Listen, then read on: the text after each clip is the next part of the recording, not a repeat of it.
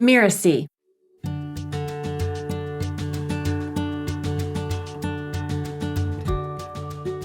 Hi, and welcome to For Better or For Work. This is the show that explores what it's like to run a business together as a couple. My name is Amy Port.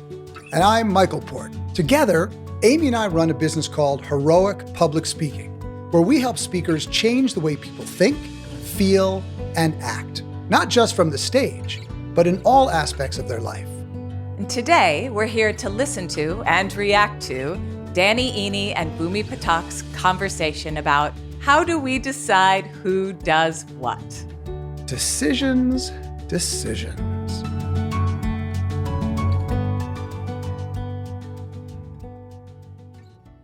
Are we ready? Sweetie, are you ready? Are you doing good? Is your day doing good? Do you have your tea? I have my tea. So the topic of conversation today is, so you're working with your significant other. How do you decide who does what? I certainly have thoughts, but do you want to go first? Yeah, sounds good. Having clarity on who does what and having the roles be aligned with people's strength is going to help make the partnership successful. And this is true not just if you're working with significant other, it's also true when you bring on a new employee in a senior position or you're working with a business partner. So, having clarity on sort of like, what each person's strength is and what they naturally gravitate towards would be really helpful. So I remember, Danny, when we first started dating, we did some assessments as if you were going to hire me or I was going to hire you. I think these were actually the same assessments that you used to hire your first employee. Well, that was the context. I was using these assessments to hire my employees, and you were like, oh, that's interesting. Let's do them. That'll be interesting. That'll be fun. Yeah, so we did those assessments. I think we're that kind of couple. Yeah, we're that kind of couple. So we did strengths finders, and we did another one, which was a conflict resolution assessment.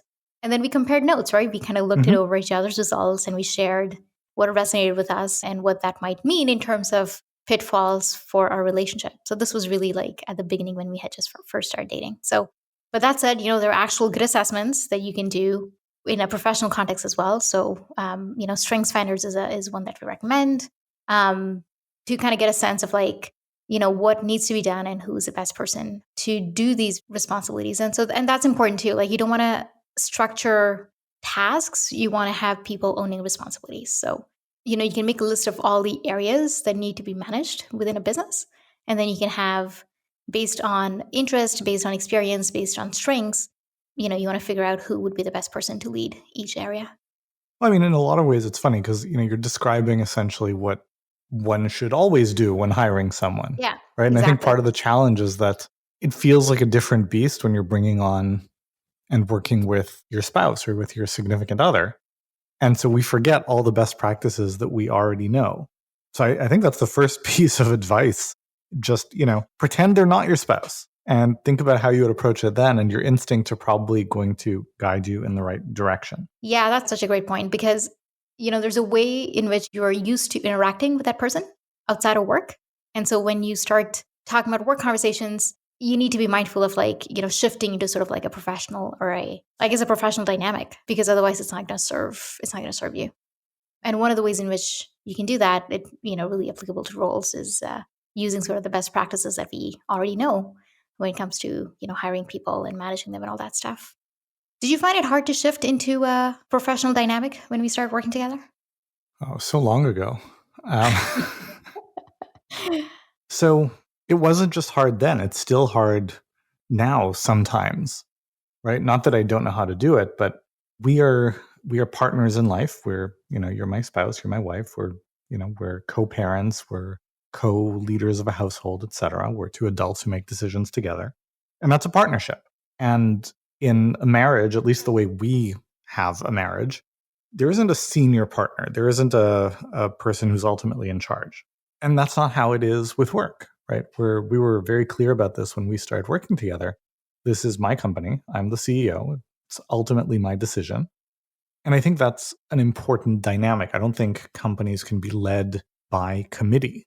And that's something we should probably come back to because, there's a distinction between like the small stuff and the big stuff, right? The really big stuff is business strategy, direction, decisions, they kind of border on life decisions. They have those implications. And so even if it's my decision, you have to be on board, like we have to be on the same page.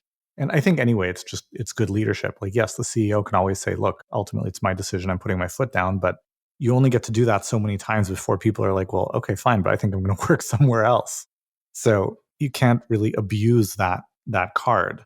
But so all that being said, kind of to loop back to the question, at the end of the day, push comes to shove, I can make a decision on my own and in the context of work. I can overrule you. I don't do it often, but I can. Whereas in our personal lives, I don't have veto power of, are we going out for dinner? Or are we staying in? Or where are we going? Or, a lot of our disagreements are about, dinner. So but it's just different, right? And it's recognizing there's a different power dynamic, and one isn't better or worse than the other. They're just appropriate for different contexts. Yeah, and again, it comes back to sort of like there's a personal dynamic that you already have probably established before you start working with your spouse, and then it's about adding a new dynamic that is appropriate in work contexts. And so again, things like having one person who is ultimately sort of the CEO, very important, even if you have different areas of responsibility. And when you have different areas of responsibility, you also want to respect those areas of responsibility, right? And if there are issues or things that are coming up, you want to address them in a work appropriate framework. So one-on-ones and stuff like that. But it's when you start applying the spousal dynamic to business relationship, that's when things start to feel a little weird and unproductive.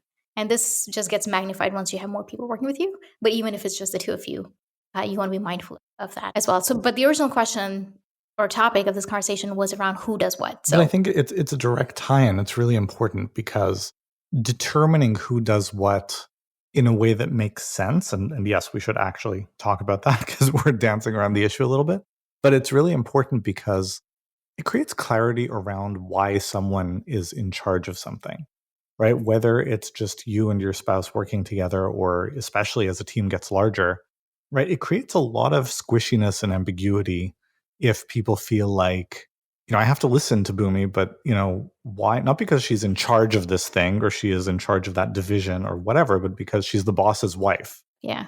Well, that's the point, right? Like, it's really weird if it's because you're the boss's wife or the boss's husband, because then it's like, they have the authority because they have the boss's ear, but what if the boss disagrees, and do they really know what they're talking about? It creates a lot of politics in larger organizations. It also just creates a lot of weirdness within a couple that are working together, because it's like, if you're, just as for example, if you're in charge of the finances and operations, then it is reasonable for you to make decisions about things that are related to finance and operations, right? That just makes sense. When you make an operational decision, there's no wondering in the back of my mind of, is that legit or is she overreaching?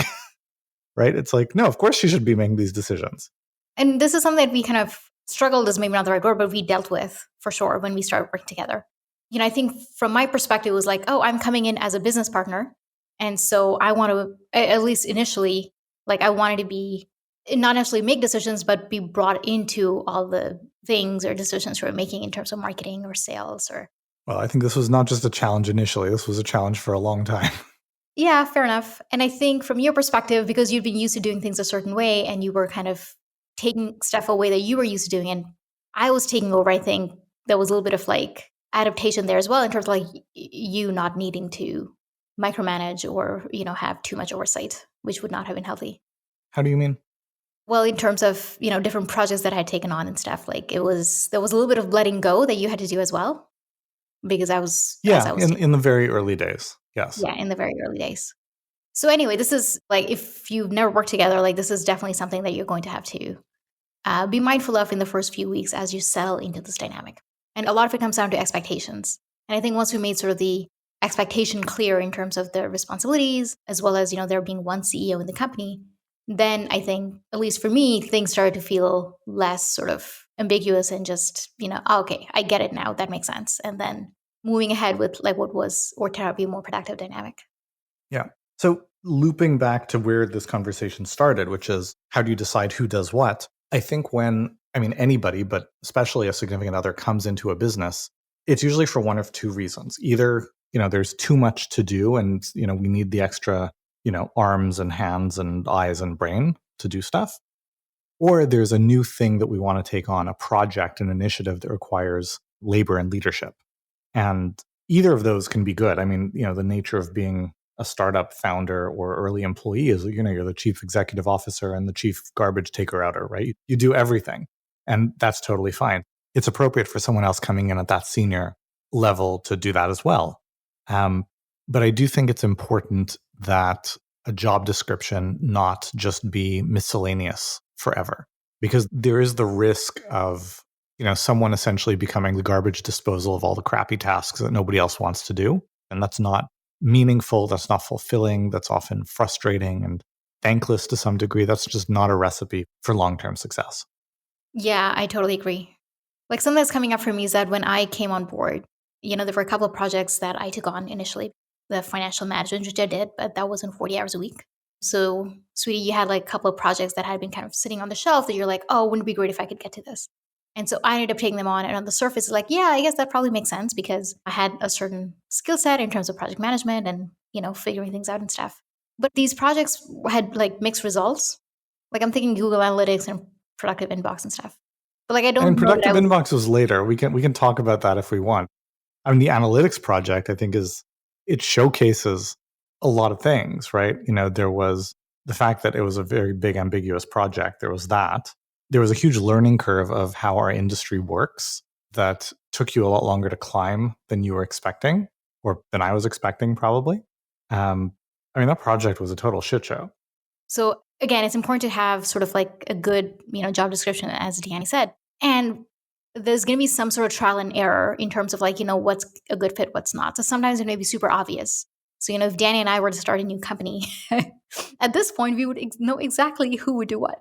Danny would be responsible for marketing. I'd probably be responsible for operations, fulfillment, and, maybe sales. So, but we know that now because we've been working together for 9-ish years. But at the time when we started working together, we didn't have all that history. So we started off with me taking over financial management because that was, clearly my background. That was easy. And then we're like, okay, well, what else can I take on? Because that's not 40 hours a week. And I want to be able to add value and get to know the industry. And we knew that there'd be a learning curve, coming from big corporate to online marketing.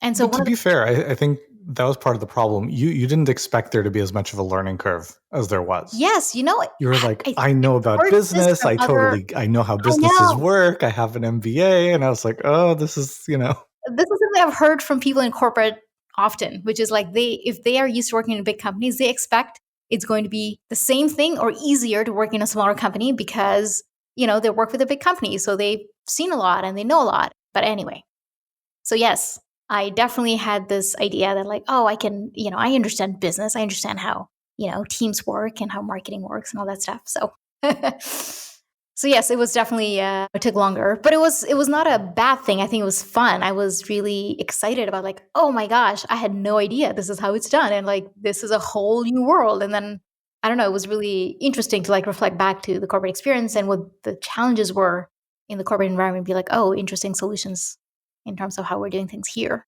But also like working with Hugh was really tricky because, yeah, the project wasn't super clear. And anyway. Well, which is, by the way, not uncommon when you start a new project in an entrepreneurial context. Entrepreneurs are generally people who are comfortable with ambiguity. They're like, there's a lot here that's uncertain. I don't know how this is going to be. Let's feel it out. But, that can also be a challenge when you're working with someone who that is not their context. Yeah, that's a really great point. So if your significant other is not used to entrepreneurial context, then, they might have trouble shaping a project or shaping a product or service or what have you from scratch. So you'd need to provide support there for sure.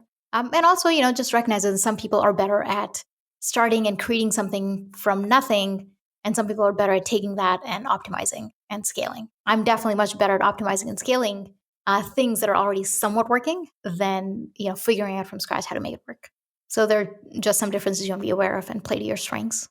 So this brings up something important, which is that whatever you decide as the division of labor, who does what, you're not going to get completely right with that initial decision, and it will become more wrong over time because things change, right? And things need to be updated. And so you need some regular mechanism, just like you would with an employee or a team member, for how do you check in? How do you see what's working? And so something that Bhoomi and I have been doing for years and years is once a week, moved around days of the week, but it's been on Friday for quite a long time.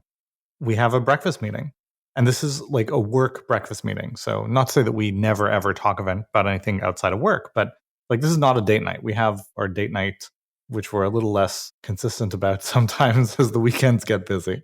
But that's it. Like we're actually more consistent about the work meetings. And it's valuable to have that alone connection time, but it's a work context. We're talking about work stuff, but having some regular touch point where, just like you would with anyone else if you were managing them well or collaborating well with them, having some kind of a regular rhythm of touch points to check in, see what's working is really important. Yeah, absolutely. Like it just, the regularity is important because then you know that if something comes up during the week, you can make space, you have space, and you have time to talk about it on a meeting or on a regular meeting. I don't have anything else to add to that. Yeah, I'm good. Yeah, I think we're good. Looking forward to the next one. The next one's going to be juicy, I think.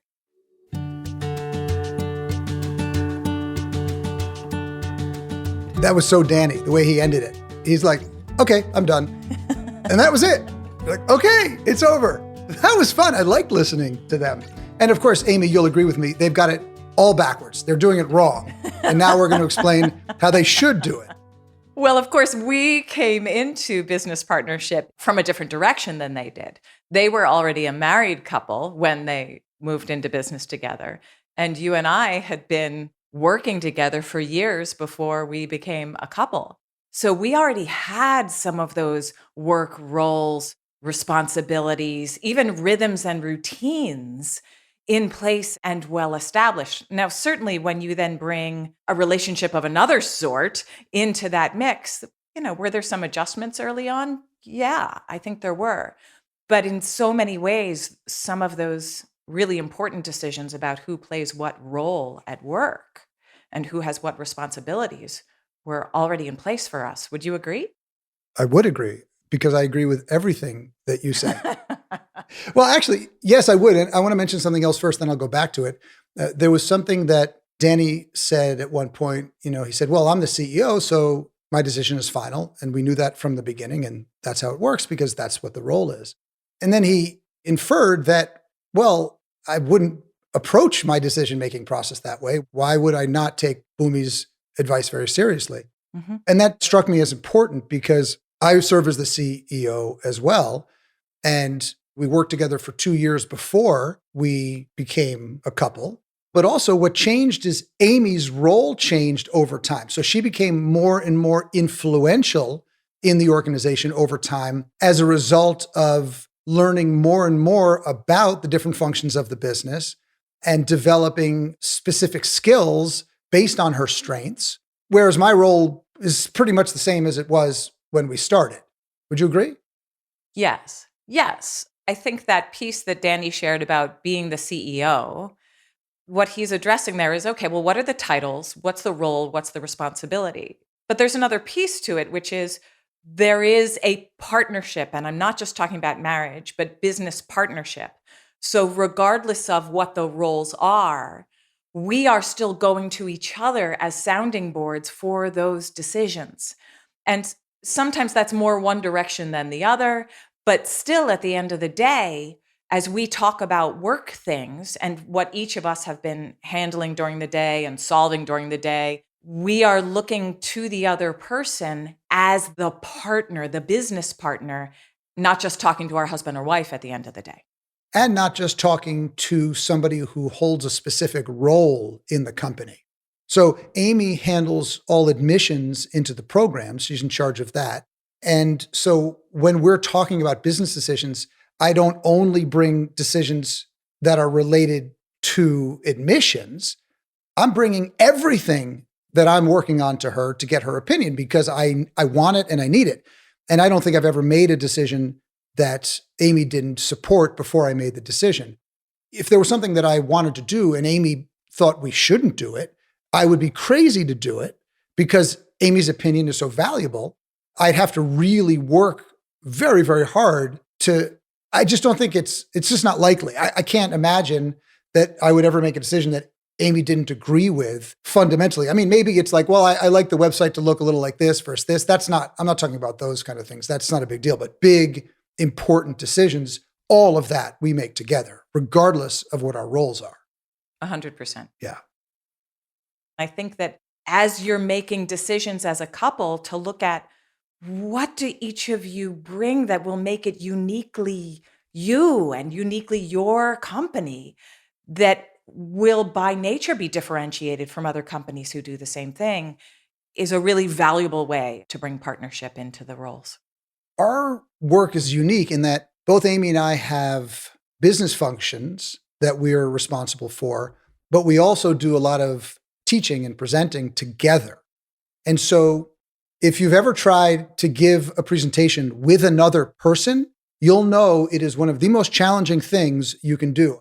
But Amy and I, because we teach together so much, we really are in sync because we've worked on it for so long and really pretty frictionless in the way that we communicate with other people when we're together. And so we rarely have communication issues with the team because we are really pretty in tune with each other and where the other person is going. But, there's this piece of identifying what people's strengths are and letting everybody step into the right role. I also think that there's a piece about getting out of their way to let them do their thing. Like one of the things that Michael is incredibly good at is identifying talent and seeing strengths in our team members or in potential team members and seeing how they could grow and what's possible for them. Michael, you are so good at that. So I'm not going to stick my nose into hiring. I'm not going to get in your way or overcomplicate it. I want you to do what you do really well. And if you come to me as a sounding board and want me in on interviews, great. But there are enough responsibilities in a company that certainly each partner has places where they can shine without needing to get into every element of it. Yeah. I was trying to think of where there's been challenges. Like what's been hard? I think that's important. And, every once in a while, I get a little edgy in a conversation. And because Amy's my wife, I'll let myself be edgy in the conversation. Whereas if I was talking to somebody on the team that wasn't my spouse, I would couch that better and I might be softer. So, sometimes Amy just has to remind me to soften up a little bit. And then I do my best. Because we were working in the business before we became a couple, and because we had different levels of experience in the business, when Amy came in, part of my job was to train and develop her skill set because I knew what her capabilities were. I knew how incredibly intelligent she is, but there are just some skills that she needed to develop because she hadn't been doing them previously. And because I see what people are capable of, I have a tendency to push people outside of their comfort zones. That sometimes was hard for Amy, I think. Look, you should speak for yourself. I don't want to speak for you. What I hear you touching on is that I think in any entrepreneurial venture where you're asking every team member, including yourself, to do things that you haven't done before, there's a balance to be mindful of. We want each of us to be doing the things that we are really comfortable doing and know that we can just knock it out and feel like we're at our best and feel that we are a successful contribution. And then the other side is asking each one of us, ourselves included, to do things we have never done before and where we'll feel like, I don't even know what questions to ask to move forward on this. And we have learned and are still learning to be mindful of that balance. Because if we're so focused on, okay, Amy, we got to get Amy to develop this set of skills she's never developed, we're going to do that 90% of the time. Well, that's where we bumped up against each other, Michael, is because I was saying, hey, you get to grow and be uncomfortable at your own pace. Right now, it feels like I have no control over the pace at which I am being asked to grow or the amount of time that I'm being asked to be uncomfortable. I need some successes. I need some wins. I need some time where I feel like I'm in my sweet spot of what I know how to do. And I need the two of them to be in a slightly different ratio than they are right now. That was the kind of bump up we had in the beginning. I needed a little slower of a trajectory to get into that and feel like I could hold my own next to your magic. If Amy said to me, I want to close the business tomorrow. I never want to do this again. I'd say, okay, that's fine. I really do feel that that is the kind of relationship we have. I'm not exaggerating the dynamic because, of course, any decision each one of us makes, we have the other one in mind. And so if that was really important to Amy, then I know that she's got me in mind when she's making that decision. And obviously, I would want to understand it and I ask a lot of questions. But yeah, I really would do anything she asked me to do. Our rhythms are slightly different that way. I think that is absolutely true. That if I say, I really think it's important we do X, you say, okay. And then you want to know about it. When you say to me, I think we should do X or we should not do Y, I say, well, wait, here's why I disagree on that. And then we have the conversation and then I go, oh, I get it. I just needed a moment to soften to that idea because I thought I knew what track we were on. We both get to that place of, absolutely, if this is what you see, this is what you want, let's do it. And we just move into that in a slightly different way. We have so much fun with each other. We just have so much fun. But actually, so Amy mentioned, yeah, I've got a little bit of charisma on stage. But when I'm teaching, I often see the audience watching Amy watch me. That's how compelling she is on stage. It's really quite remarkable. And look, even when we teach, we know what our roles are. I am more of the MC. I tend to drive the dynamic. I can see where the room needs to go before the room is there. And I tend to bring a lot of the big, broad humor. And often it gives Amy this opportunity to come in dropping really insightful bombs in between because she's not as responsible for managing the whole group. And that dynamic works very well for us because if I'm on stage, it's hard for me not to manage the whole group. It's just natural for me. So if both Amy and I had the same natural way of being and the same needs emotionally or psychologically when we were working, it might not work as well because we'd be competing or fighting with each other for that opportunity or that experience. But Amy and I don't have the same needs when we're working with each other on a regular basis. So it makes it a really nice dynamic. But if both people want the same kind of attention, if they want to have the same kind of influence, then they start competing with each other for that. That can be problematic. That may not be an issue in their marriage. It might cause a little conflict from time to time, but it's not a systemic issue or a catastrophic issue. But in the business, that could become problematic because you may start trying to be the more influential one for the employees. And so when your spouse puts something out there, even if you agree with it, you might want them to think it's your idea, those kinds of things. You know what I think is really funny about this podcast is that we were like, oh, he had her do an assessment. They looked at what the strengths are and looked at how cool they each were. And I feel like for a fair amount of this, we've been saying, here's what works really well in the back end work of our partnership and on the on-stage part and at the at-home part. It feels in some ways like an opportunity to just kind of celebrate why it works so well. But we do just have a ridiculous amount of fun together. We really do. When we became a couple, many people were like, oh, finally. It's like, just people that had been around us were kind of like, yeah, you guys are kind of meant to be together. So this makes sense to us.